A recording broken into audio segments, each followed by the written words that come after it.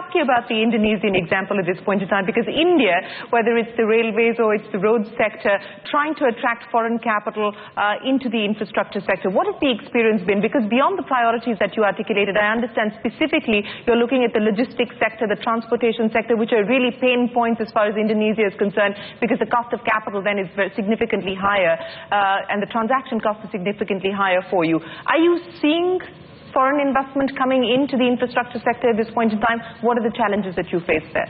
Yes, I think when we trying to set up the PPP scheme in Indonesia, one thing that we have in mind, PPP, public-private partnership, is a way to improve the governance in the procurement of the infrastructure. So when the idea comes up, of course, we need to have the open bidding for international investors. And when we had the first international bidding for the very first PPP project in Indonesia, which is 2,000 megawatts power plant, actually all the competitors, or the finalists, I would say, are the foreign investors. And the ultimate winner is also foreign investor. Okay. But then, of course, the foreign investor will not work alone. They do the joint venture with the local partner, with the coal supplier, because this is a coal-fired plant. Sure. I mean, the Indonesian company, and also with the Indonesian power company. So, in general, I think once you have a credible PPP scheme, plus you can ensure the governance, the foreign investor will come. And then on top of that, in government, we already established Indonesia Infrastructure Guarantee Fund to make sure there is a guarantee scheme. Of course, this company will be the fronting for the government as a ring fencing. And then second one, we also have a special company, a state-owned enterprise for infrastructure financing. So those two companies will help promoting and attracting the foreign investor coming to infrastructure project in Indonesia. Okay, Mr. Sinha, is this promise of foreign capital into the infrastructure segment also a bit exaggerated at this point in time? I mean, whether it's the railway minister, it's the road minister, or it's you've been talking about pension funds coming in for the longest time, you've been talking about sovereign wealth funds coming in for the longest time, but we actually haven't started to see that money, even if, as far as specific projects are concerned, it's more G2G than private sector FDI, if I could call it that. So is this promise of private FDI into the infrastructure sector a tad exaggerated? No, I don't think it's exaggerated. I think there's a mix of capital coming in. As Victor was saying correctly, that there is a glut of savings around the world, and to be able to harness that savings, we have to create the right vehicles with the appropriate risk-sharing agreements, as well as the guarantee funds, as the Minister of Finance from Indonesia is saying.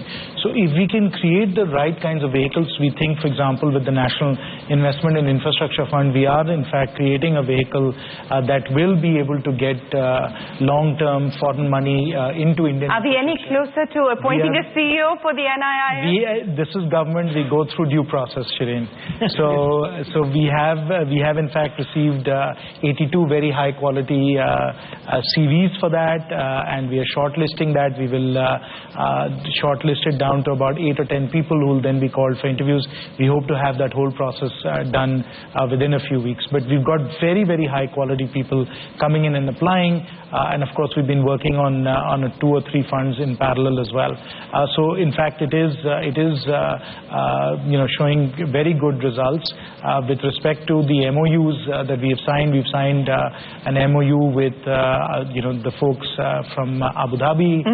We've signed an MOU with the Russians, as well as we are in discussions with our friends from the United Kingdom as well. So this is a very good example of the kind of foreign long-term capital that you can bring into an appropriate structure. And of course, as well that a variety of private sector players, whether it's Kotak, Blackstone, Carlyle, have in fact invested in infrastructure in the past and are continuing to invest in infrastructure assets as well. It is very important that, as Rakesh was saying earlier, that they understand which are the areas in which they can invest where there's some security of cash flows and there's policy stability, and which are the areas where it's actually better to come in with either public sector bonds or some kind of public financing, and where it is executed by a government agency.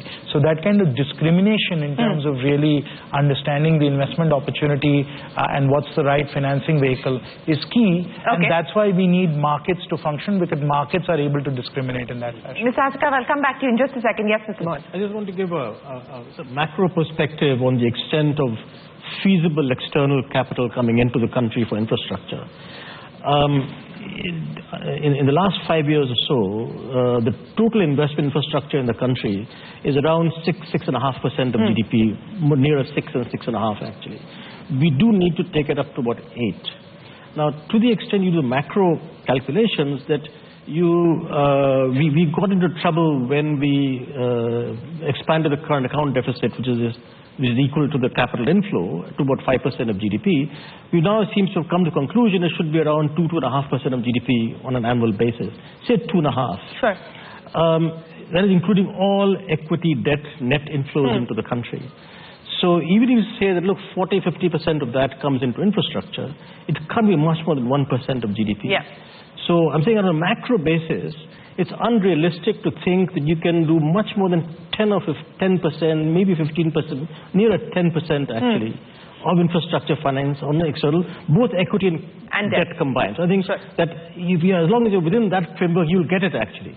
What the kind of projects that Mr. Sinha is talking about, and also the kind of contingency facilities, certain guarantees from the government, and to go 150 years back, when the first private investment took place in the Indian Railways from the UK, they first did bond offerings in the UK. No one invested.